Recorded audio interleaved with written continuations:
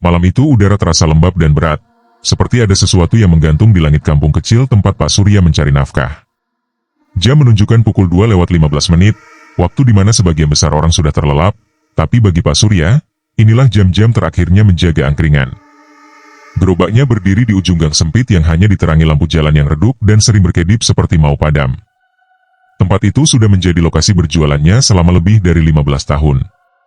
Ia mengenal setiap sudutnya, setiap suara malamnya, dan setiap perubahan kecil yang biasanya tidak akan disadari orang lain. Namun malam itu berbeda.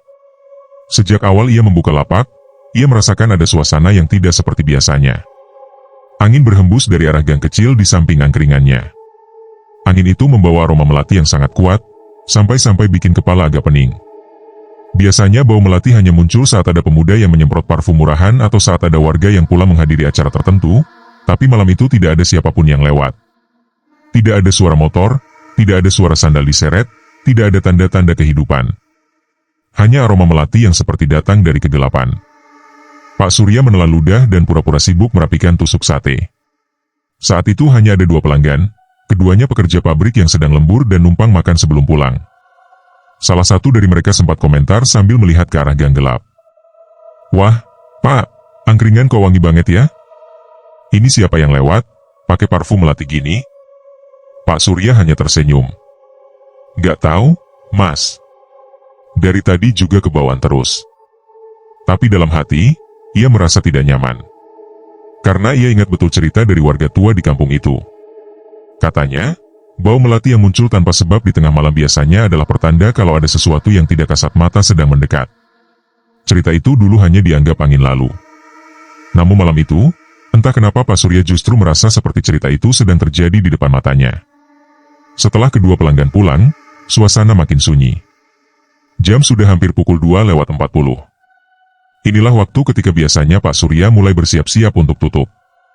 Ia menarik nafas panjang, berusaha tenang, lalu mematikan kompor kecil. Tapi sebelum ia sempat melanjutkan pekerjaannya, tiba-tiba terdengar suara langkah pelan dari arah gang. Tap, tap, tap. Langkahnya sangat lambat, namun terdengar jelas dalam kesunyian. Pak Surya berdiri mematung. Matanya mencoba menembus gelap yang pekat. Gang itu memang dikenal angker karena minim pencahayaan. Lampu jalan yang seharusnya menerangi malah mati sejak beberapa hari lalu akibat korsleting. Jadi malam itu, gang itu benar-benar gelap total. Langkah itu berhenti tepat di mulut gang. Tapi ia tidak melihat siapapun. Beberapa detik kemudian, muncul sosok yang perlahan berjalan keluar dari bayangan gang. Tingginya di atas rata-rata, tubuhnya kurus dan sedikit bungkuk. Ia memakai jaket hitam lusuh dengan topi yang menutupi hampir seluruh bagian wajahnya. Gerakannya sangat kaku, seperti orang yang tidak terbiasa bergerak. Namun langkahnya tidak menimbulkan suara sedikit pun. Padahal lantai jalan itu cukup kotor dan biasanya akan berbunyi jika diinjak. Sosok itu langsung duduk tanpa mengucapkan sepatah kata pun. Kursi bambu di depan angkringan sedikit bergeser karena berat tubuhnya, tapi tidak ada suara yang keluar. Seolah ia tidak memiliki bobot seperti manusia biasa. Pak Surya terdiam beberapa detik, mencoba memahami situasi. Ia sudah sering mendapat pelanggan aneh, terutama di jam-jam malam seperti ini. Tapi sosok yang satu ini terasa berbeda. Ada hawa dingin aneh yang muncul setiap kali ia mendekat. Pak Surya akhirnya memberanikan diri bicara. "Mau pesan apa, Mas?" Tidak ada jawaban. Sosok itu hanya mengangkat tangan pelan dan menunjuk ke arah nasi kucing. Gerakannya lambat, tapi presisi, seperti seseorang yang menggerakkan tubuh dengan penuh kehati-hatian. Saat Pak Surya meletakkan piring kecil berisi nasi kucing di hadapannya, ia merasakan sesuatu halus menyentuh ujung jarinya. Rupanya tangan pelanggan itu menyentuh tangannya tanpa sengaja. Seketika tubuh Pak Surya merinding.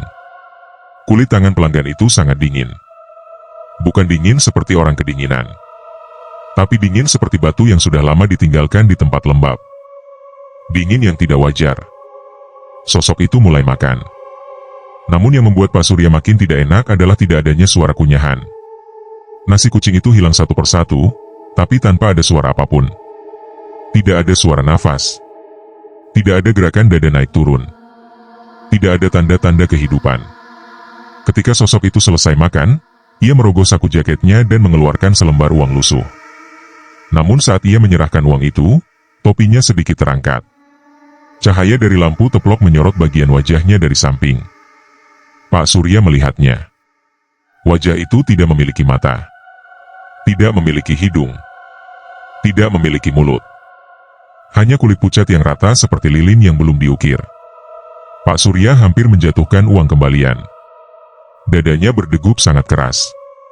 Tapi ia berusaha tidak menunjukkan rasa takut. Sosok itu kemudian berdiri perlahan dan berjalan masuk lagi ke dalam gang.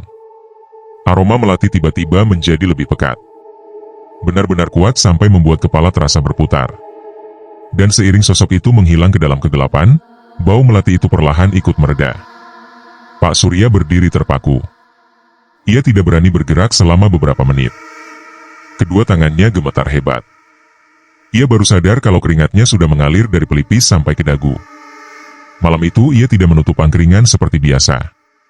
Ia menutupnya terburu-buru, hampir menjatuhkan beberapa barang. Ia mendorong gerobak dengan langkah cepat dan berulang kali menoleh ke belakang, memastikan sosok itu tidak mengikuti. Ketika ia tiba di rumah, istrinya yang sudah terbangun karena suara gerobak langsung bertanya kenapa ia buru-buru pulang. Tapi Pak Surya tidak bisa menjawab apa-apa. Ia hanya bilang ia kecapean. Namun semalaman ia tidak bisa tidur. Setiap memejamkan mata, yang ia lihat hanyalah wajah kosong tanpa mata, tanpa hidung, tanpa mulut. Malam itu adalah awal dari sesuatu yang jauh lebih menyeramkan. Sesuatu yang tidak pernah ia bayangkan akan menghancurkan ketenangannya sebagai seorang penjual angkringan yang hanya ingin bekerja untuk keluarganya. Dan ia belum tahu bahwa sosok itu akan kembali. Sejak malam pertama melihat sosok itu, hidup Pak Surya berubah total. Ia tidak bisa tidur nyenyak. Setiap kali memejamkan mata, ia teringat wajah kosong yang dilihatnya di bawah cahaya lampu teplok. Kulit wajah tanpa bentuk itu seperti tertanam di dalam ingatan. Selama 2 hari penuh, ia gelisah dan beberapa kali membatalkan niat untuk buka angkringan. Namun kebutuhan hidup memaksanya tetap bekerja. Ia tidak bisa berhenti berjualan hanya karena rasa takut. Ia punya istri dan 2 anak yang harus diberi makan. Hari ketiga setelah kejadian itu, Pak Surya memutuskan untuk kembali membuka angkringan. Namun ia membuat satu keputusan. Ia tidak akan berjualan sampai terlalu malam. Ia berkata pada dirinya sendiri bahwa angkringannya akan tutup jam 1 dini hari. Itu saja. Tidak ada tawar-menawar. Sore itu, ia mendorong gerobak seperti biasa. Langkahnya berat karena beban pikiran yang tidak berhenti. Namun saat ia sampai di lokasi, beberapa pelanggan sudah menunggu. Mereka menyapa seperti biasa, membuat suasana menjadi sedikit lebih ringan. Sepulang bekerja, orang-orang selalu datang ke angkringan untuk makan, ngobrol, atau sekadar melepas penat. Bagi banyak orang, angkringan adalah tempat untuk menenangkan pikiran. Dan bagi Pak Surya, suasana ramai itu sedikit membantu meredakan kecemasan. Malam berjalan seperti biasa. Pembeli datang silih berganti.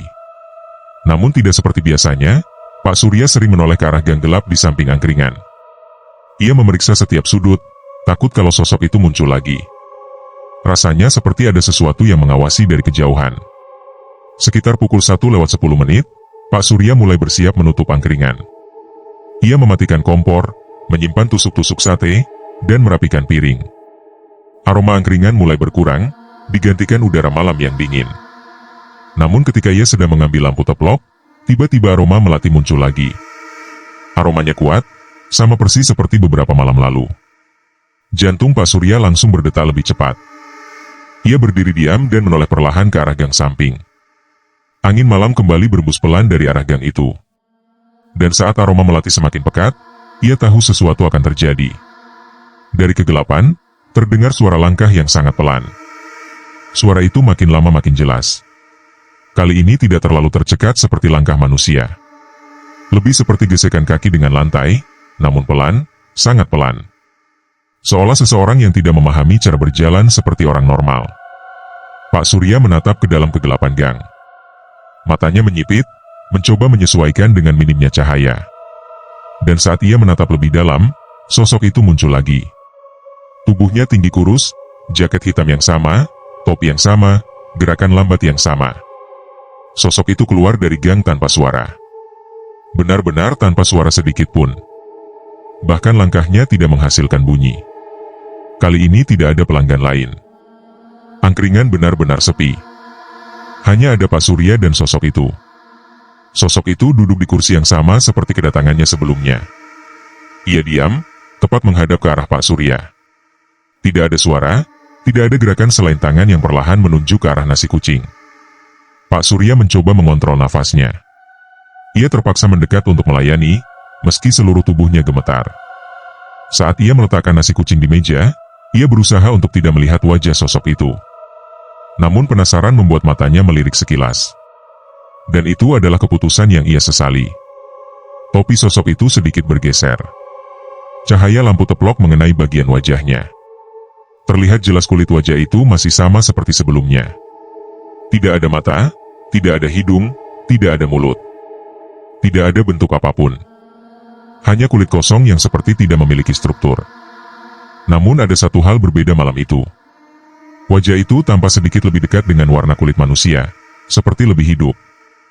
Bukan sekadar seperti lilin. Sedikit ada gerakan samar di bagian kulit wajahnya, seperti ada sesuatu yang bergerak di balik kulit itu. Gerakan sangat kecil, hampir tidak terlihat, namun cukup untuk membuat perut terasa mual. Pak Surya segera mundur beberapa langkah. Sosok itu makan dengan cara yang sama seperti sebelumnya. Nasi menghilang tanpa suara. Tidak ada gerakan rahang. Tidak ada tanda-tanda makanan itu masuk lewat mulut, karena ia tidak memiliki mulut. Ketika makanan habis, sosok itu kembali merogoh saku. Ia mengeluarkan uang lusuh seperti sebelumnya. Namun saat ia menyerahkan uang itu, kulit di bagian wajahnya tampak bergerak, seperti ada sesuatu di dalamnya yang mencoba keluar. Gerakan itu sangat cepat, namun Pak Surya melihatnya jelas. Ia mundur satu langkah, dengan wajah yang semakin pucat. Sosok itu kemudian berdiri perlahan. Saat berdiri, terdengar suara kain dari jaketnya bergesekan. Namun langkahnya tetap tidak berbunyi sama sekali. Ia berjalan kembali ke arah gang. Tetapi ketika ia hampir sampai di mulut gang, ia berhenti dan memiringkan kepalanya sedikit ke belakang, menghadap ke arah Pak Surya, seolah memperhatikan gerak-geriknya. Pak Surya menahan nafas. Selama beberapa detik, sosok itu hanya berdiri dengan posisi kepala miring. Tidak bergerak, tidak bersuara. Lalu secara perlahan, ia kembali masuk ke dalam gang dan menghilang ke dalam kegelapan. Aroma melati langsung memudar. Pak Surya terduduk di kursi. Lututnya lemas. Untuk pertama kalinya dalam hidup, ia benar-benar ingin pulang dan tidak kembali lagi berjualan malam-malam. Namun ia juga sadar bahwa ia tidak bisa menyerah begitu saja. Berjualan angkringan sudah menjadi satu-satunya sumber penghasilannya. Namun kehadiran sosok itu membuat pikirannya hancur. Apalagi kejadian malam ini menunjukkan satu hal. Sosok itu bukan hanya muncul satu kali. Sosok itu akan kembali. Dan seakan sengaja datang hanya kepadanya. Ketika Pak Surya sampai di rumah, istrinya kembali menanyakan kenapa ia pulang terlalu cepat. Namun kali ini ia tidak bisa berbohong. Ia menceritakan semuanya. Dari bau melati, sosok tinggi kurus, hingga wajah tanpa bentuk yang terus membayangi pikirannya. Istrinya kaget dan mulai panik. Ia meminta Pak Surya untuk berhenti berjualan sementara. Namun Pak Surya hanya menggeleng. Ia tidak bisa. Mereka membutuhkan uang. Kedua anaknya butuh makan, sekolah, dan keperluan lain. Semalaman Pak Surya tidak tidur. Setiap kali ia terpejam, ia selalu melihat kulit wajah tanpa bentuk itu bergerak seperti ada sesuatu yang merayap di baliknya. Ia mulai merasa bahwa sosok itu sedang mengawasi. Bukan hanya di angkringan, tapi mungkin di sekitar rumah juga. Ia mendengar suara langkah kecil di halaman rumah, seperti seseorang berjalan pelan sambil menggesekkan kaki. Namun ketika ia keluar memeriksa, tidak ada siapa-siapa. Hanya aroma melati samar yang tertinggal, walaupun sangat tipis. Pak Surya mulai mempertanyakan sesuatu. Kenapa sosok itu datang padanya? Apakah sosok itu memiliki tujuan tertentu? Atau apakah kehadirannya adalah pertanda sesuatu yang lebih buruk? Namun ia belum tahu jawabannya. Yang ia tahu hanyalah satu hal. Sosok itu tidak akan berhenti. Sejak kemunculan kedua sosok tanpa wajah itu, kondisi Pak Surya semakin memburuk. Tubuhnya memang masih bergerak seperti biasa, tapi pikirannya tidak pernah benar-benar tenang. Setiap hari ia terbangun dengan perasaan seperti ada seseorang yang berdiri di sudut rumah, memperhatikan dari balik kegelapan. Istrinya berusaha menenangkannya, Tapi Pak Surya sendiri sadar bahwa ketakutan itu sudah melekat dalam pikiran. Ia mulai merasa seperti diawasi, bahkan di tempat-tempat yang seharusnya aman. Namun waktu tidak memberi ruang bagi siapapun untuk berlarut dalam ketakutan. Kebutuhan hidup tetap berjalan. 2 hari setelah kemunculan kedua itu, Pak Surya memaksa dirinya kembali ke angkringan. Ia berangkat dengan langkah berat. Angin sore terasa lebih dingin dari biasanya. Tapi ia tetap berjalan, mendorong gerobak dengan tangan yang bergetar halus. Saat tiba di lokasi, beberapa pelanggan sudah menunggu. Mereka menyapa dengan ramah dan menanyakan kenapa 2 hari lalu ia tutup cepat. Pak Surya hanya menjawab bahwa ia sedang tidak enak badan. Ia tidak berani menceritakan kejadian sebenarnya. Karena pada akhirnya, tidak ada yang akan percaya kecuali mereka mengalami sendiri. Kebanyakan orang hanya akan menertawakan, menyebut itu sebagai halusinasi atau lelah karena bekerja malam. Jam menunjukkan pukul 11 malam. Suasana mulai mereda. Hanya ada 2 pelanggan yang duduk sambil ngobrol pelan. Lampu teplok menyala redup, berayun saat diterpa angin dingin. Pak Surya beberapa kali melirik ke arah gang gelap. Namun hari itu bau melati tidak muncul. Gang itu benar-benar gelap dan sunyi. Tidak ada suara. Tidak ada tanda-tanda sesuatu akan terjadi. Namun rasa takut tetap ada. Bukan karena bau melati atau sosok aneh itu, tapi karena ketidakpastian. Yang paling menakutkan bukanlah ketika sosok itu muncul. Yang paling menakutkan adalah ketika sosok itu tidak muncul, tapi kamu tahu ia sedang berada di suatu tempat dan kamu hanya menunggu kapan ia akan menampakkan diri lagi. Sekitar jam 1:05, pelanggan terakhir pergi. Pak Surya mulai merapikan lapaknya. Saat sedang mencuci gelas, ia mendengar suara kecil. Bunyinya seperti batu kecil yang dilempar lalu jatuh di tanah. Tok. Pak Surya berhenti bekerja. Ia menoleh perlahan ke arah gang. Tidak ada apa-apa di sana. Gang itu masih gelap dan senyap. Ia menunggu beberapa detik sambil menahan nafas. Tidak ada suara lanjutan. Ia kembali bekerja mencoba mengabaikan suara itu. Namun 15 detik kemudian, suara itu muncul lagi. Kali ini sedikit lebih jelas. Tok. Tok. Seolah ada yang melempar kerikil satu persatu dari dalam gang. Pak Surya memegangi dadanya. Ia mencoba mengatur nafas, namun jantungnya tetap berdebar kencang.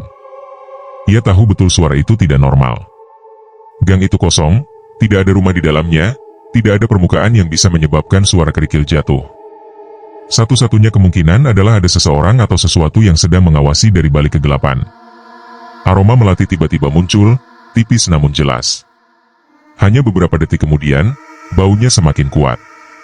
Pak Surya menelan ludah dan mendekatkan diri ke lampu teplok.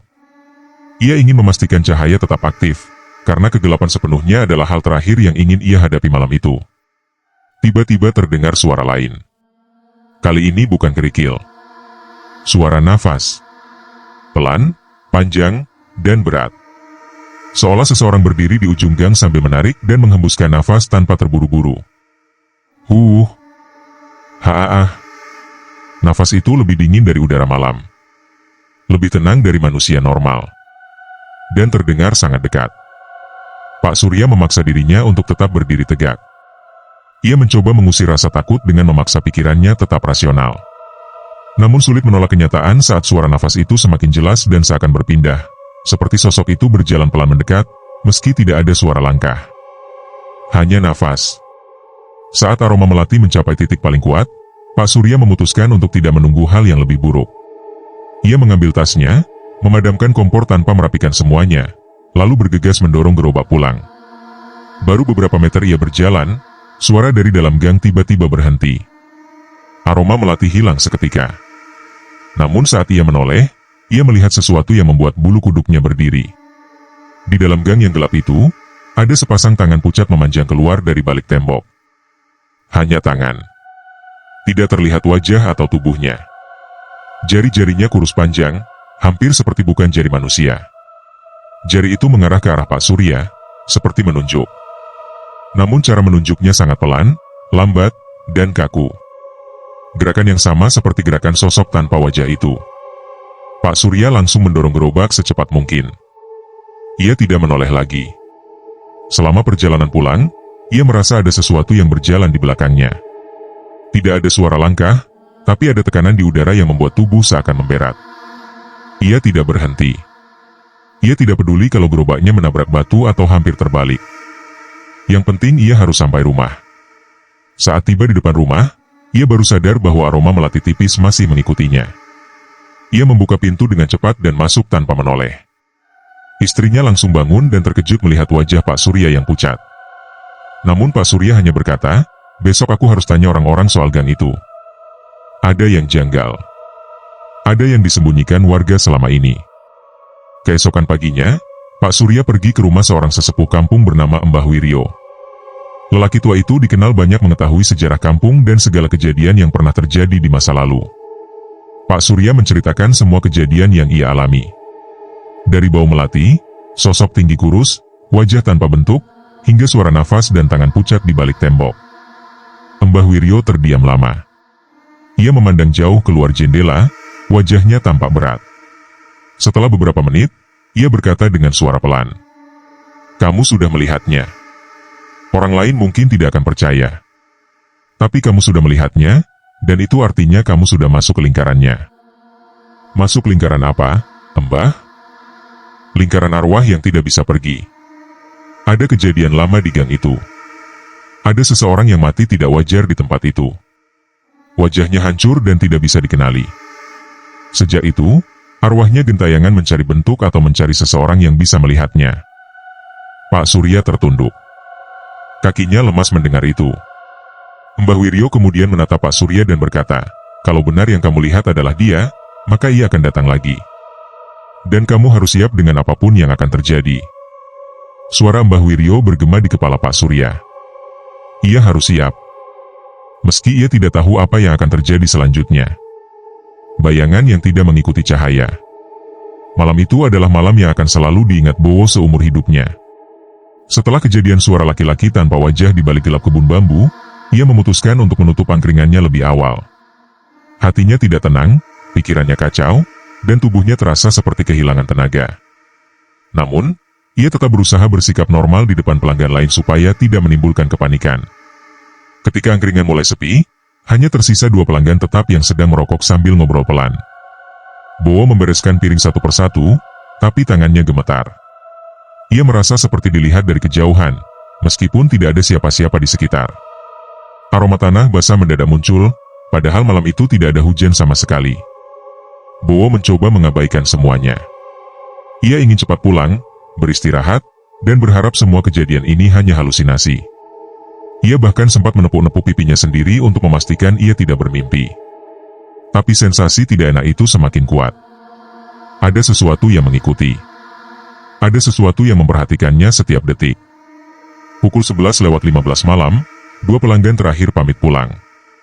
Mereka melangkah ke arah jalan raya yang sudah mulai sepi. Lampu jalan memantul di aspal. Angin berembus pelan. Bowo mulai merapikan gerobaknya. Di saat itu, sesuatu terjadi. Sebuah bayangan jatuh di tanah. Panjang. Tegas. Tapi anehnya, arah bayangan itu tidak sesuai dengan arah cahaya lampu jalan. Bowo langsung terdiam. Nafasnya tercekat.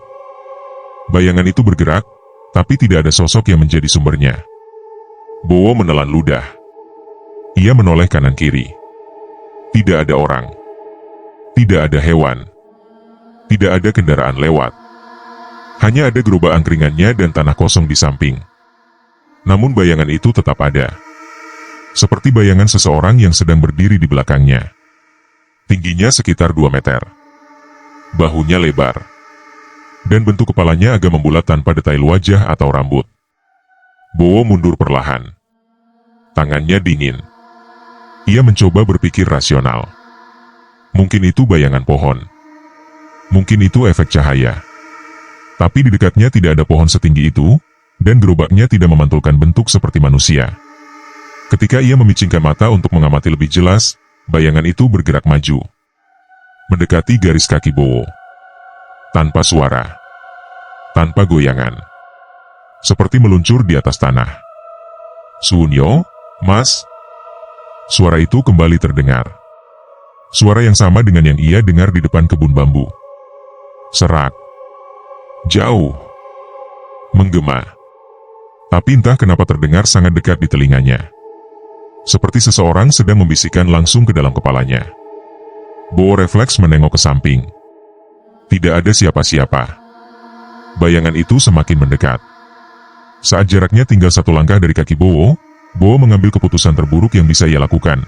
Ia menatap tepat ke arah asal bayangan itu. Kosong. Tidak ada sosok apapun. Hanya tanah lapang. Namun bayangan itu tetap ada. Semakin jelas. Semakin gelap. Semakin mendekat. "Tolong jangan ganggu saya," ucap Bo pelan, hampir tidak terdengar. Namun suara itu datang lagi. Kali ini lebih jelas dan lebih dekat. "Aku, Durung, rampung." Bo tersentak. Tangannya memukul meja gerobak tanpa sengaja. Gelas-gelas jatuh berderak. 1 teko teh hampir terbalik.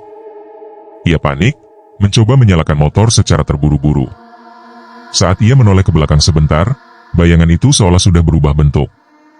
Tingginya bertambah. Lehernya memanjang. Kepalanya membulat seperti kepala manusia tanpa fitur apapun. Tidak ada lubang mata. Tidak ada hidung. Tidak ada mulut. Benar-benar rata seperti permukaan tembok. Setelah melihat perubahan itu, Bo tidak berpikir lagi. Motor langsung ia starter dan ia tancap gas menuju rumah, tanpa memedulikan barang-barang yang belum dibereskan. Ia merasa bayangan itu berlari di sampingnya. Tidak terdengar suara langkah. Hanya perasaan bahwa sesuatu sangat dekat, sangat cepat, dan sangat ingin menempel pada dirinya. Selama perjalanan pulang yang jaraknya hanya 5 menit, Bo mengalami hal aneh lain. Lampu-lampu jalan yang biasanya terang tampak redup setiap kali ia melewatinya. Seolah cahaya lampu diserap oleh sesuatu di sekitar Bo. Angin malam mendadak hilang. Udara di sekitarnya seperti berhenti bergerak. Ketika ia melewati rumah jadul di sudut perempatan, kaca jendela rumah itu memantulkan bayangan sesuatu di belakangnya. Tapi yang terlihat bukan dirinya. Bukan motornya. Melainkan sosok hitam tinggi tanpa wajah yang berpegangan di belakang motor. Tangannya panjang seperti rantai. Memeluk bahu Bo dari belakang. Bo hampir jatuh melihat bayangan itu meski hanya sepersekian detik. Ia tidak berani menoleh. Ia hanya mempercepat motor sebisa mungkin. Saat masuk ke gang rumahnya, suara itu terdengar lagi. "Kowe, sing terakhir." Nafas Bo berhenti. Apa maksudnya dirinya yang terakhir? Apakah sosok ini pernah muncul pada orang lain? Apa yang sebenarnya diinginkan sosok itu? Bo berhenti tepat di depan rumah. Ia meloncat turun dari motor dan langsung masuk ke dalam rumah tanpa menutup pagar. Ia mengunci pintu, jendela, dan mematikan semua lampu. Ia menyandarkan tubuhnya ke dinding sambil memegang dada. Jantungnya seperti mau pecah. Rumahnya sunyi. Hanya terdengar jam dinding dan suara kipas angin yang berputar pelan. Selama 10 menit, ia hanya duduk di lantai sambil mencoba menenangkan diri. Namun rasa takut itu tidak hilang. Ia bahkan tidak berani melihat ke jendela karena takut melihat bayangan itu berdiri di luar. Tiba-tiba terdengar langkah kaki dari dapur. Pelan. Teratur. Tek. Tek. Tek. Bo langsung mematung. Ia tinggal sendirian. Tidak mungkin ada orang di dapur. Langkah kaki itu semakin dekat. Melewati meja makan. Mendekati ruang tengah. Bo merapatkan tubuh ke dinding, takut luar biasa. Tek. Tek. Tek. Langkah itu berhenti tepat di belakang pintu kamar Bo yang setengah terbuka. Kemudian suara itu terdengar lagi. "Ngendi, Pasare?" Suara itu seolah mencari sesuatu yang hilang. Bo memejamkan mata. Nafasnya tersengal. Di titik itu ia sadar bahwa sosok tanpa wajah itu bukan hanya membayangi tempat angkringannya. Ia sudah mengikutinya pulang. Dan sekarang, sosok itu berada di dalam rumahnya. Malam itu menjadi awal dari jawaban yang belum pernah ia bayangkan. Jawaban yang bukan hanya akan membawa ketakutan, tapi juga mengungkap sesuatu yang selama ini disembunyikan oleh warga kampungnya. Sesuatu yang berhubungan dengan kejadian bertahun-tahun lalu. Sesuatu yang membuat sosok tanpa wajah itu kembali. Dan belum selesai. Bo berdiri terpaku di sudut ruang tengah. Seluruh tubuhnya dingin seperti baru keluar dari air es. Langkah kaki dari arah dapur tadi masih terngiang di telinganya. Bukan suara hewan. Bukan suara rumah berderak. Itu jelas suara langkah manusia. Dan suara itu berhenti tepat di depan pintu kamarnya yang setengah terbuka. Ia menelan ludah perlahan.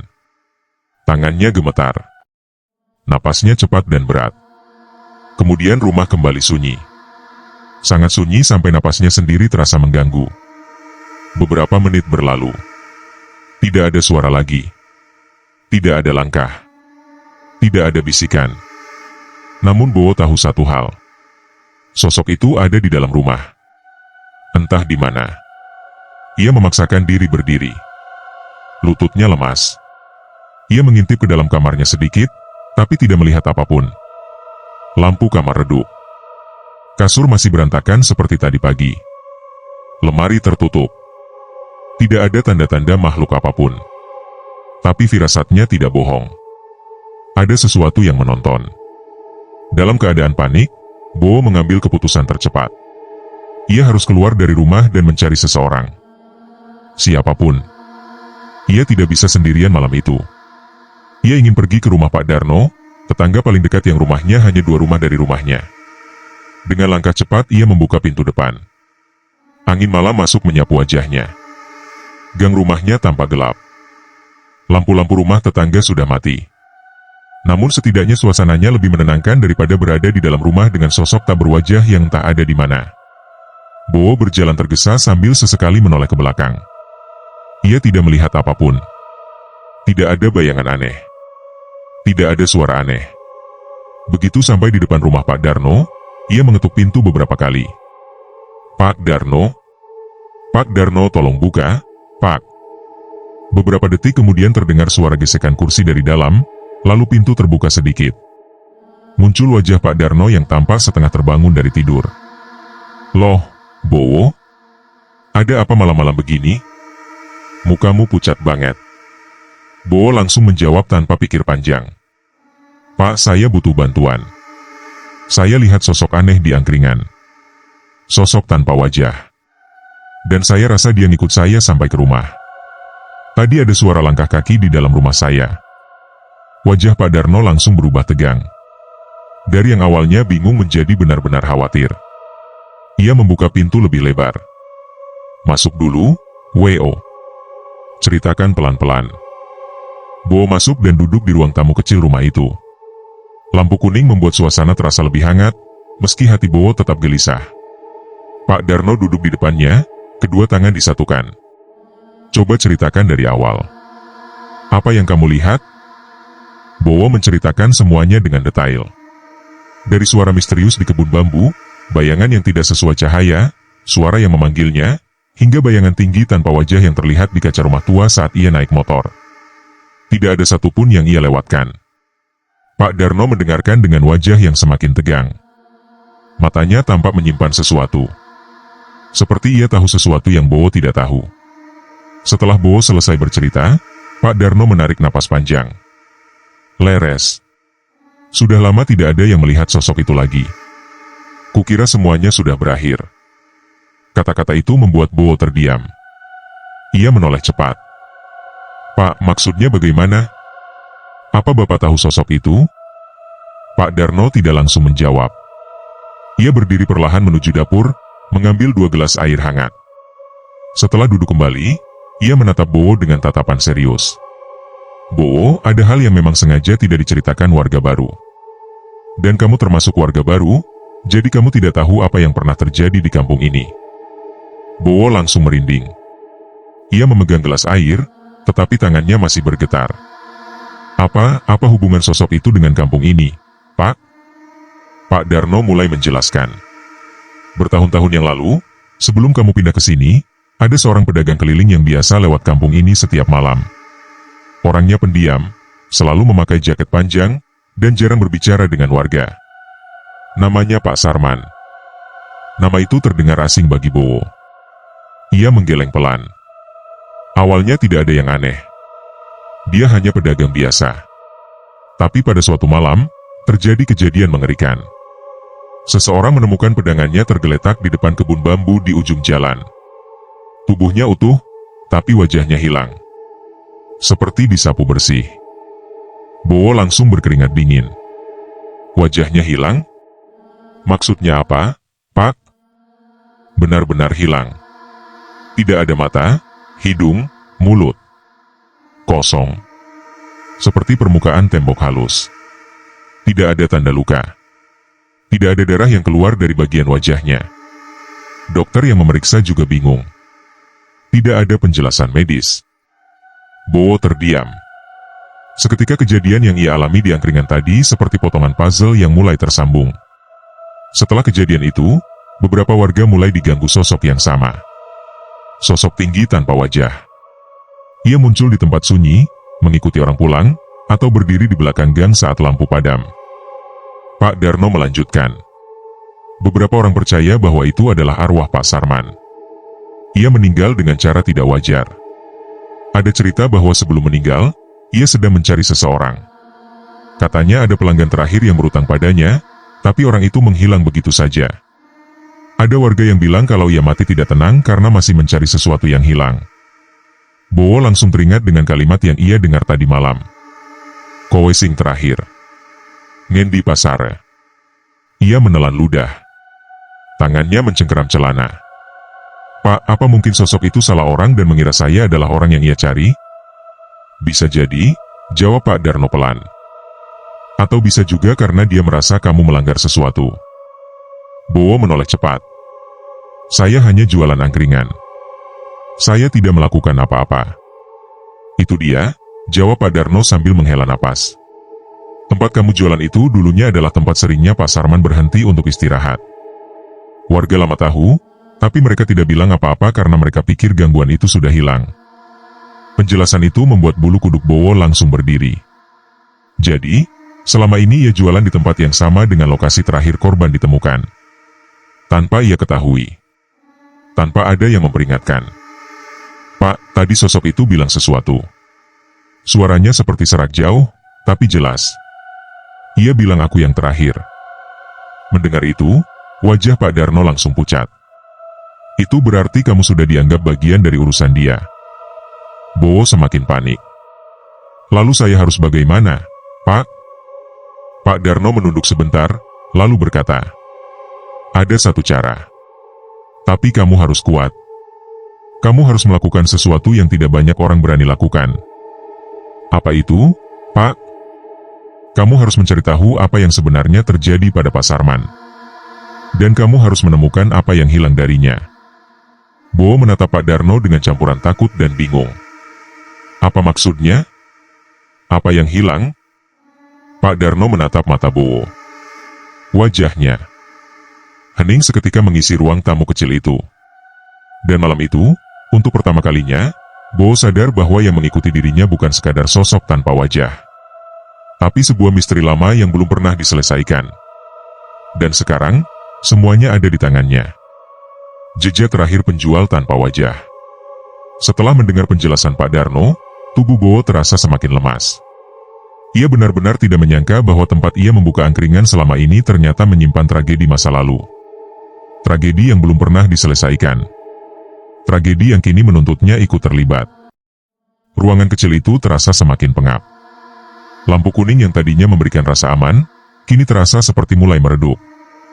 Bowo mengusap wajah dengan kedua tangan. Ia tidak tahu harus memulai dari mana. Namun ia juga sadar ia tidak bisa diam. Sosok itu sudah masuk ke rumahnya. Itu sudah melewati batas wajar. Jika dibiarkan, ia tidak tahu apa yang akan terjadi selanjutnya. Pak, bagaimana saya bisa tahu apa yang hilang? Bagaimana saya bisa tahu apa yang membuat arwah itu tidak tenang? Tanya Bowo dengan suara pelan. Pak Darno menghela napas panjang. Ia berdiri, berjalan menuju almari kecil di ruang tamu, lalu mengambil sebuah kotak kayu yang terlihat tua.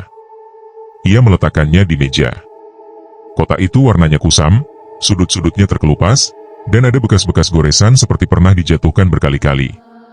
Ini peninggalan dari ketua kampung lama, kata Pak Darno. Di dalamnya ada beberapa catatan tentang kejadian di kampung ini dulu. Warga dulu mencatat semuanya. Ia membuka kotak perlahan. Di dalamnya ada beberapa lembar kertas yang sudah menguning, kain putih kecil yang terikat simpul, dan sebuah foto hitam putih berukuran kecil. Pak Darno mengambil fotonya dan memberikan kepada Bowo. Foto itu menampilkan seorang laki-laki berwajah kurus, memakai jaket panjang dan peci lusuh. Tatapannya tajam namun terlihat lelah. Itulah pertama kalinya Bowo melihat wajah Pak Sarman. Penjual keliling yang meninggal tanpa wajah. Ini satu-satunya foto yang tersisa, ujar Pak Darno. Foto lain sudah hilang entah kemana. Bowo menatap foto itu lama. Ada sesuatu yang aneh. Wajah Pak Sarman tampak biasa saja, tetapi sorot matanya seperti membawa beban berat. Wajah itu tampak seperti wajah seseorang yang menyimpan sesuatu yang tidak pernah diungkapkan. Bowo mengembalikan foto itu ke meja. Lalu, apa yang harus saya lakukan, Pak? Tanya Bowo. Kita harus mencari tahu kejadian sebenarnya malam waktu beliau ditemukan, jawab Pak Darno. Banyak hal yang tidak tercatat. Warga hanya tahu hasil akhirnya. Tapi tidak ada yang benar-benar tahu siapa orang terakhir yang bertemu dengan Pak Sarman. Bowo mengingat suara yang ia dengar beberapa jam lalu. Kowe sing terakhir. Pak, sosok itu bilang saya yang terakhir, ucap Bowo. Kenapa dia mengira saya orang terakhir yang ditemuinya? Pak Darno menggeleng pelan. Saya tidak tahu, W.O. Tapi mungkin dia melihat kamu jualan di tempat terakhir ia berhenti. Atau mungkin dia mengira kamu bisa menuntaskan urusannya. Bowo menghela napas. Kalau begitu kita mulai dari mana? Pak Darno memandangnya lama sebelum menjawab. Kita mulai dari kebun bambu itu. Hati Bowo langsung mencelos. Kebun bambu itu adalah tempat pertama ia mendengar suara misterius itu. Tempat yang membuatnya ketakutan luar biasa. Tempat yang kini menjadi titik awal dari misteri yang harus ia pecahkan. Namun ia tahu ia tidak punya pilihan. Beberapa menit kemudian, Pak Darno mengambil senter besar, jaket, dan sarung tangan. Ia memberikan satu senter kecil kepada Bowo. Kita jalan sekarang, kata Pak Darno. Malam ini juga? Tanya Bowo, ragu. Justru malam ini saat tepat. Kalau sosok itu muncul, kita bisa tahu apa yang ia inginkan. Bowo tidak suka jawaban itu. Tapi ia tetap mengangguk. Mereka keluar rumah bersama. Gang rumah sunyi. Hanya terdengar suara jangkrik. Lampu jalan memantulkan cahaya kuning redup. Mereka berjalan dengan hati-hati menuju ujung gang. Jalan menuju kebun bambu terasa lebih panjang dari biasanya. Angin bertiup perlahan, membuat dedaunan saling bersentuhan. Ketika mereka sampai di depan kebun bambu, Bowo langsung merinding. Angin di tempat itu terasa berbeda. Lebih dingin. Lebih berat. Seperti ada sesuatu yang sedang bersembunyi di balik kegelapan. Pak Darno menyorotkan senter ke arah rumpun bambu. Bayangan batang bambu memanjang di tanah. Suara desir angin membuat daun bambu bergoyang pelan, menimbulkan suara gesekan yang panjang dan tidak enak di telinga. Bowo, kata Pak Darno. Tempat inilah lokasi terakhir Pak Sarman ditemukan. Persis di tanah dekat batang bambu besar itu. Ia menunjuk ke sebuah titik tanah yang tampak berbeda warnanya. Lebih gelap, lebih padat, seolah pernah dipadatkan oleh sesuatu. Bowo mendekat perlahan. Jantungnya berdetak cepat. Setiap langkah yang ia ambil membuat udara terasa lebih berat. Ketika ia berdiri tepat di tempat terakhir Pak Sarman ditemukan, angin yang tadi pelan mendadak berhenti total. Diam. Tidak ada angin. Tidak ada suara. Seolah seluruh dunia menahan napas.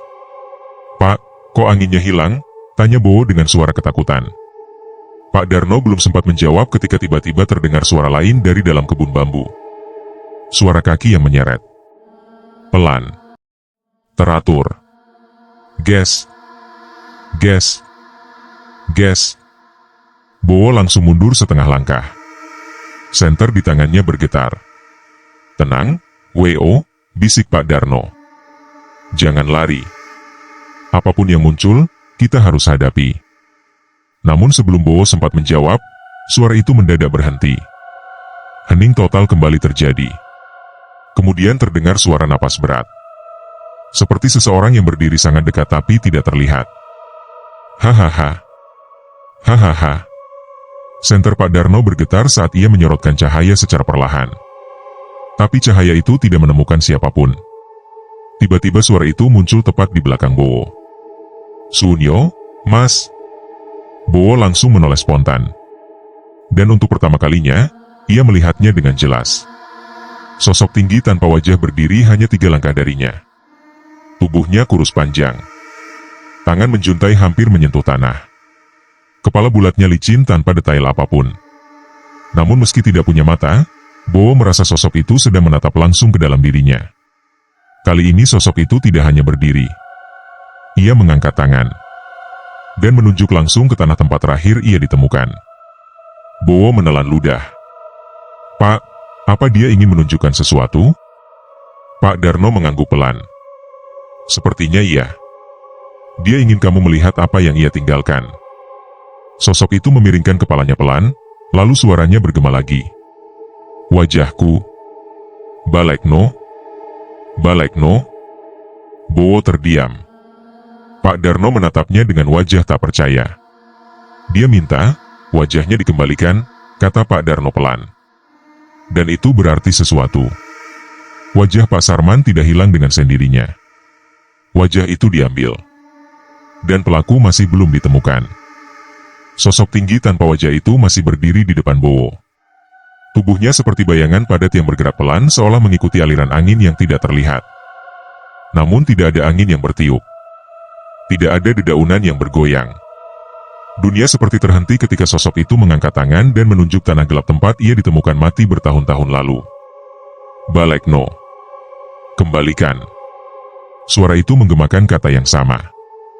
Berat. Dalam. Bergetar. Bowo menatap tanah itu lalu menatap sosok tinggi tersebut. Ia bingung. Apa yang harus ia kembalikan? Wajah? Bagaimana caranya mengembalikan wajah seseorang yang sudah mati? Pak Darno berdiri di samping Bowo. Wajahnya tegang. Napasnya berat. Mata tuanya menatap tanah itu lama, seolah ia sedang mencoba menghubungkan sesuatu dari masa lalu. "Pak!" bisik Bowo. "Apa maksudnya? Wajahnya diambil? Kenapa? Dan siapa yang ambil?" Pak Darno tidak langsung menjawab. Ia berjongkok perlahan di depan tanah itu lalu menyentuh bagian permukaannya. Tanahnya keras, seperti sering diinjak atau dipadatkan. Tidak ada bekas galian. Tidak ada tanda-tanda ada sesuatu terkubur di sana. Namun Pak Darno menggeleng pelan. "Tidak ada di sini," katanya lirih. Sosok tanpa wajah itu mengeluarkan suara napas panjang. "Hahaha. Hahaha." Lalu ia menurunkan tangannya perlahan, seolah kecewa Bowo tidak mengerti maksudnya. Kemudian sesuatu yang janggal terjadi. Senter di tangan Bowo berkedip. Sekali. 2 kali. 3 kali. Lalu mati total. Dalam gelap itu, senter Pak Darno juga tiba-tiba meredup seperti ada sesuatu yang menyerap energinya. Cahaya itu berjuang bertahan namun melemah lebih cepat dari biasanya. Saat cahaya hampir mati, sosok itu bergerak. Ia tidak berjalan. Ia tidak melangkah. Tubuhnya meluncur maju dengan cepat melewati Bowo dan Pak Darno seperti kabut tebal yang tertiup angin. Bowo tersentak mundur. Jantungnya hampir melompat dari dada. Dalam sepersekian detik, sosok itu menghilang masuk ke dalam rimbunan bambu. Hilang begitu saja. Tidak ada suara. Tidak ada tanda-tanda pergerakan.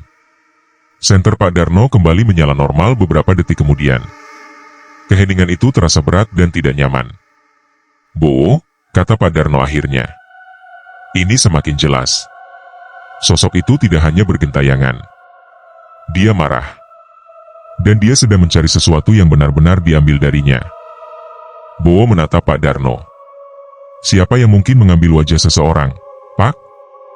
Itu tidak masuk akal. Pak Darno berdiri, mengusap keringat. Karena itu kita harus mencari tahu dari awal. Ada warga-warga lama yang mungkin tahu kebenarannya. Tapi mereka menutup mulut selama bertahun-tahun. Siapa saja? Ada 3 orang. Mereka adalah orang yang terakhir melihat Pak Sarman hidup sebelum ditemukan mati. Bowo memasang wajah serius. Siapa 3 orang itu? Pak Darno menjawab dengan suara pelan namun jelas. Pak Wargo, Bu Murni, dan Kang Suraji. Nama-nama itu asing bagi Bowo, kecuali satu. Suraji. Ia pernah mendengar nama itu di warung sebelah. Orang-orang sering membicarakan Suraji sebagai orang yang pemarah, keras kepala, dan tidak suka ditanya. Rumor mengatakan Suraji pernah berkelahi dengan Pak Sarman, tetapi tidak ada yang tahu pasti kebenarannya. Bowo menelan ludah. Apa mereka tahu apa yang terjadi malam itu? Mereka tahu lebih banyak dari kita. Pak Darno menatap langsung mata Bowo. Dan saya menduga mereka tahu siapa yang mengambil wajah Pak Sarman. Bowo merinding mendengarnya. Pak Darno, ucap Bowo perlahan. Kalau mereka tahu pelakunya, kenapa mereka tidak cerita? Karena yang terlibat mungkin bukan satu orang, jawab Pak Darno dengan suara rendah. Ada kemungkinan seluruh kejadian itu ditutup rapat oleh beberapa warga demi menutupi sesuatu yang lebih besar. Bowo menarik napas panjang. Ia merasa seperti masuk ke dalam dunia yang tidak ia ketahui. Dunia yang selama ini tersembunyi di balik kampung kecil yang tampak tenang. Kita ke rumah siapa dulu, Pak? Tanya Bowo. Kita mulai dari Pak Wargo, jawab Pak Darno. Rumahnya paling dekat dari sini. Mereka berjalan keluar dari kebun bambu dengan langkah cepat. Udara malam kembali bergerak seperti biasa. Angin berhembus pelan. Suara jangkrik muncul kembali. Dunia seolah kembali berjalan setelah kehadiran sosok itu pergi. Namun langkah mereka tidak stabil. Setiap bayangan selalu membuat Bowo menoleh. Setiap suara kecil membuat jantungnya langsung bereaksi. Ia merasa sesuatu sedang mengikuti mereka dari kejauhan. Meskipun ia tidak melihat apapun, perasaan itu sangat kuat. Setibanya di rumah Pak Wargo, rumah itu tampak gelap. Tidak ada lampu menyala. Pagar tertutup. Suasananya sepi. Namun ada sesuatu yang ganjil. Pintu rumah bagian samping terbuka sedikit. Pak Darno mengetuk pintu depan, tapi tidak ada jawaban. Pak Wargo, panggil Pak Darno. Hening. Pak Darno memutar tubuh, menatap pintu samping itu. Kita coba lewat sana. Mereka berjalan pelan menuju pintu samping. Bowo mendorongnya sedikit. Pintu itu membuka perlahan dan mengeluarkan suara berderit panjang. Rumah itu gelap. Hanya bau lembab yang menyambut mereka. Pak Wargo, panggil Pak Darno lagi. Masih tidak ada jawaban. Bowo mengangkat senter dan menyorotkan cahaya ke ruang tamu. Ada gelas yang jatuh di lantai. Ada kursi yang terbalik dekat meja. Ruangan berantakan seolah terjadi pertengkaran atau seseorang meninggalkan rumah dengan buru-buru. Pak Darno menelan ludah. Ini tidak wajar. Ketika mereka masuk lebih dalam, senter Bowo menangkap sesuatu di dinding dekat meja makan. Sebuah pesan tertulis dengan tinta hitam besar. Tulisan itu tampak dibuat dengan tangan gemetar. Aja goleki aku. Jangan cari aku. Bowo mundur selangkah. Pak, apa maksudnya? Pak Darno membaca tulisan itu lama. Wajahnya pucat. Ini tulisan Pak Wargo, katanya. Sepertinya dia tahu akan ada yang datang menemuinya. Bowo merinding. Pak, apakah dia kabur? Pak Darno mengangguk pelan. Besar kemungkinan dia melarikan diri. Dan alasannya pasti berkaitan dengan kejadian Pak Sarman. Bowo menghela napas berat. Kalau begitu tinggal 2 orang lagi. Ya, jawab Pak Darno. Bu Murni dan Kang Suraji. Namun sebelum mereka keluar dari rumah itu, tiba-tiba terdengar suara di luar. Suara langkah. Tek. Tek. Tek. Langkah itu sangat pelan, tetapi jelas. Mendekat ke rumah. Dan berhenti tepat di pintu samping. Bowo mematikan suara napasnya. Pak Darno menegakkan tubuhnya, memegang pundak Bowo untuk menahannya agar tidak bergerak. Hening. Kemudian terdengar suara lain. Suara napas berat. Hahaha. Hahaha. Bowo langsung tahu siapa yang datang. Sosok itu kembali. Dan kali ini ia datang bukan untuk menunjukkan sesuatu.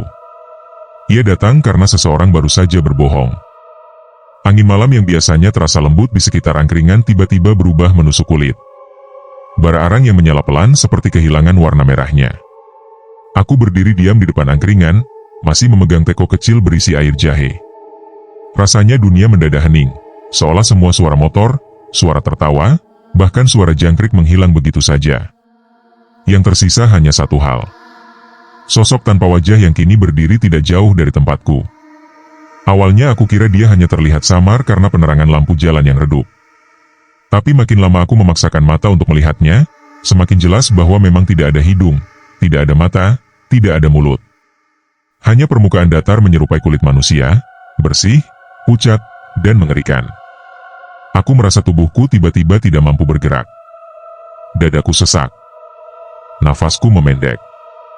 Jari-jariku dingin. Sosok itu tidak melakukan apa-apa. Ia hanya berdiri tegak sambil menunjuk ke arah tempat duduk kosong di dekat angkringan. Kursi kecil tempat biasanya pelanggan duduk sambil makan nasi kucing dan bercanda. Tapi malam itu kursi tersebut berubah terasa mengerikan. Seolah ada sesuatu yang menunggu di sana. Sosok itu menunduk sedikit. Lehernya bergerak kaku seperti sendi-sendinya tidak normal. Tangannya yang panjang kurus seolah memaksaku untuk mendekat. Aku berusaha menggerakkan kaki, tapi lututku bergetar dan tidak mau melangkah. Seluruh tubuhku seperti tertahan oleh rasa takut yang seakan menusuk sampai tulang. Dalam detik-detik menegangkan itu, aku mendengar sesuatu yang tidak seharusnya bisa terdengar dari makhluk tanpa wajah. Ada semacam desahan pelan. Panjang. Seperti seseorang yang berusaha berbicara tapi mulutnya tidak ada. Suara itu bergerak naik turun, kadang berat, kadang seperti tertahan. Aku tidak bisa mengerti apa maksud suaranya. Yang jelas, suaranya membuat seluruh bulu kuduku berdiri. Aku memejamkan mata beberapa detik, berharap semua ini hanya halusinasi akibat kelelahan. Tapi begitu aku membuka mata lagi, sosok itu sudah tidak di posisi sebelumnya. Ia kini jauh lebih dekat. Tepat di samping angkringan. Hanya berjarak kurang dari 1 meter dariku. Aku tidak melihat dia bergerak. Tidak ada suara langkah. Tidak ada bayangan bergerak. Dia hanya berpindah begitu saja, seolah melompat tanpa suara. Seketika tubuhku berkeringat. Tanganku yang memegang teko menjadi basah dan hampir terlepas. Aku mencoba mundur, namun kaki kiriku tersandung kaki meja angkringan. Tubuhku hampir jatuh, tapi aku bertahan dengan menahan tepian meja. Sosok itu semakin condong mendekat. Wajah datarnya seperti berpaling langsung ke arahku. Bahkan tanpa mata, aku merasa seperti dia melihat tepat ke dalam diriku. Di tengah rasa panik itu, tiba-tiba suara dari arah belakang memecah keheningan. "Mas, masih buka?" Aku menoleh cepat. Ternyata seorang pembeli, laki-laki muda yang sering mampir membeli wedang jahe. Wajahnya terlihat bingung melihat ekspresi ketakutanku yang tidak wajar. Ia memandang ke sekeliling, tapi ia tidak melihat sosok itu. Matanya melewati bagian tempat makhluk itu berdiri, seolah tidak ada yang aneh. Tidak ada yang terlihat. Aku menelan ludah. Perlahan aku kembali melihat ke arah sosok tak berwajah itu. Dan benar saja. Hanya dalam sedetik, sosok tersebut hilang. Bukan berjalan pergi. Bukan memudar perlahan. Tapi hilang seketika. Tanpa tanda. Tanpa arah. Aku masih terdiam. Pembeli itu mendekat sambil tersenyum kecil. "Mas, karena saya sering beli, saya mau bilang. Mas kelihatan pucat sekali. Gak apa-apa kan?" Aku mencoba tersenyum. Tapi bibirku kaku. "Iya mas, gak apa-apa.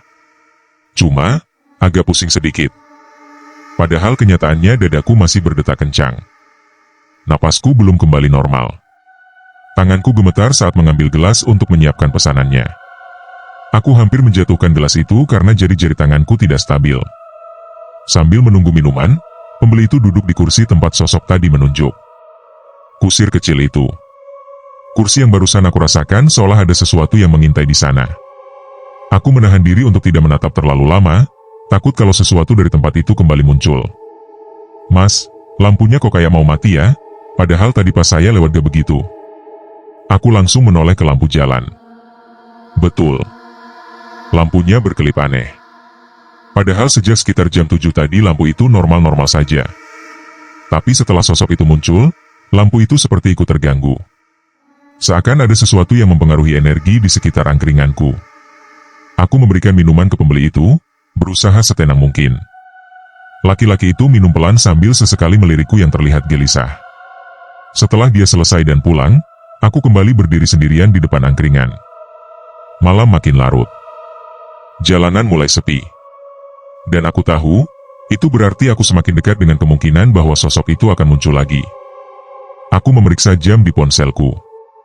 Sudah hampir jam 11 malam. Masih ada beberapa tusuk sate yang belum laku. Biasanya aku pulang jam 12 atau setengah 1 malam. Tapi malam itu aku punya firasat buruk kalau aku tidak boleh terlalu lama tinggal di sana. Tapi tepat ketika aku hendak merapikan dagangan dan menutup angkringan, suara langkah kaki terdengar. Pelan. Ritmenya tidak seperti langkah manusia pada umumnya. Jarak langkahnya tidak konsisten. Kadang cepat, kadang lambat. Kadang menyeret. Aku memandangi ujung jalan yang remang. Tidak ada siapapun. Tidak ada bayangan orang.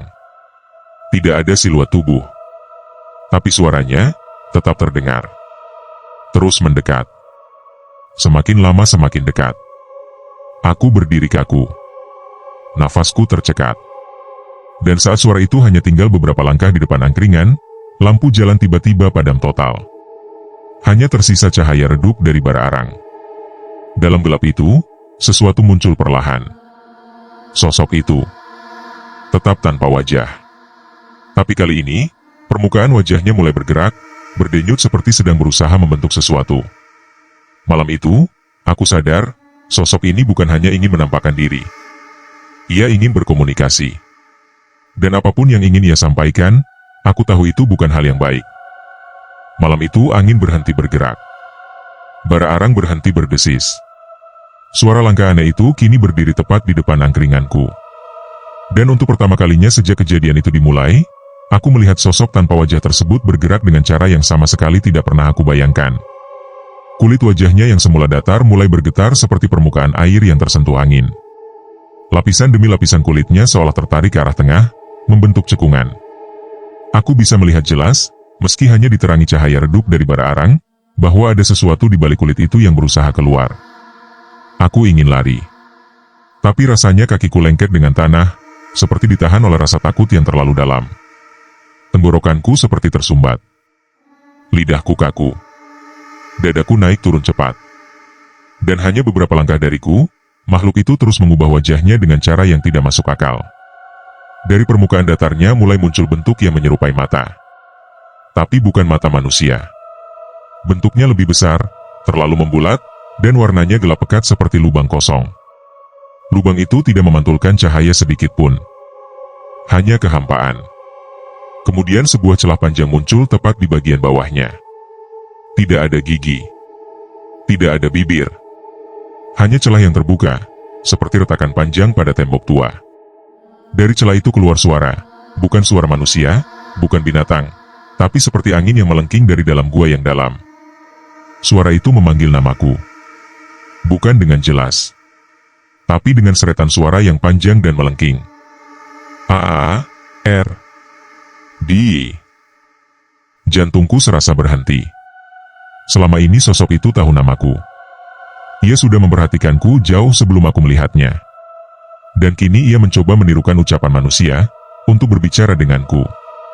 Kemudian, ia menunjuk kursi tadi. Kursi kecil di samping angkringan yang sejak awal terasa janggal. Kursi yang selalu ia arahkan, seolah ada sesuatu yang harus aku lihat di sana. Aku memaksa tubuhku bergerak dan mengarahkan pandanganku ke kursi itu. Dan saat mataku menatap ke arahnya, aku tidak melihat kursi kosong. Kursi itu kini ditempati sosok lain yang tidak seharusnya ada. Itu diriku. Aku melihat diriku sendiri duduk di sana. Dengan pakaian yang sama. Dengan posisi tubuh yang sama seperti saat aku biasa duduk ketika lelah. Namun wajahku, kosong. Tidak ada mata, tidak ada hidung, tidak ada mulut. Sama persis seperti sosok yang berdiri di depanku tadi. Tubuhku seperti kehilangan seluruh tenaga. Aku hampir jatuh jika tidak berpegangan pada tepian meja angkringan. Penyadaran itu datang begitu cepat dan menghantam otakku seperti palu besar. Sosok itu menirukan manusia. Dan yang pertama ia tirukan, aku. Sosok tanpa wajah itu kemudian menoleh ke arah aku yang asli. Kulit wajahnya yang barusan membentuk mata dan celah mulut kembali bergeser, berubah kembali menjadi permukaan datar. Dan dari tubuhnya muncul semacam suara seretan panjang seperti kayu diseret di tanah. Aku tiba-tiba mengerti. Ia ingin mengambil tempatku. Ia ingin menjadi diriku. Ia ingin mengambil hidupku, dan menggantikannya dengan versi kosong tanpa wajah. Dalam ketakutan itu, tanpa berpikir panjang, aku meraih bara arang terpanas dengan penjepit. Tanganku gemetar tapi aku paksa untuk tetap kuat. Sosok itu mulai bergerak maju, mendekat dan mendekat, hingga jaraknya tinggal 1 langkah. Begitu tubuhnya cukup dekat, aku melempar bara panas itu tepat ke arah wajahnya. Api kecil menyambar kulitnya, dan untuk pertama kali, sosok itu mundur.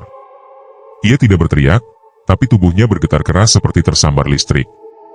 Kulitnya mengerut, berubah semakin pucat, lalu meretak seperti kertas yang terbakar dingin. Dalam hitungan detik, sosok itu memudar. Bukan menghilang seperti sebelumnya, melainkan melebur seperti asap dingin, terhisap ke udara malam, dan lenyap begitu saja. Bayangan diriku yang duduk di kursi juga memudar, perlahan hilang dari pandangan. Lampu jalan menyala kembali. Suara angin terdengar lagi. Dan aku berdiri sendirian. Tanpa suara. Tanpa sosok itu. Hanya aroma arang terbakar dan udara malam yang terasa lebih hangat dari sebelumnya. Aku tidak menunggu lebih lama. Malam itu aku langsung menutup angkringan, merapikan semua barang dengan tergesa, lalu pulang sambil sesekali menengok ke belakang. Perasaan takut itu masih ada, tapi perlahan menurun. Sejak kejadian itu, aku tidak pernah lagi buka sampai larut malam.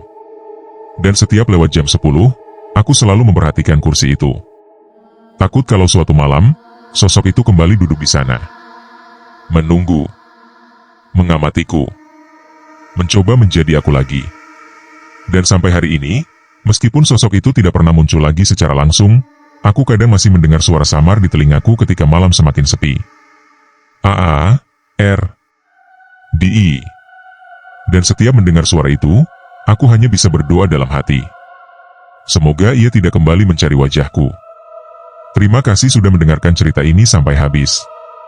Jika cerita ini membuat Anda merinding, penasaran, atau tertarik dengan kisah-kisah misteri lainnya, jangan lupa untuk komentar, like, dan subscribe agar saya bisa terus menghadirkan cerita-cerita horor nyata lainnya untuk kalian. Sampai jumpa di cerita selanjutnya.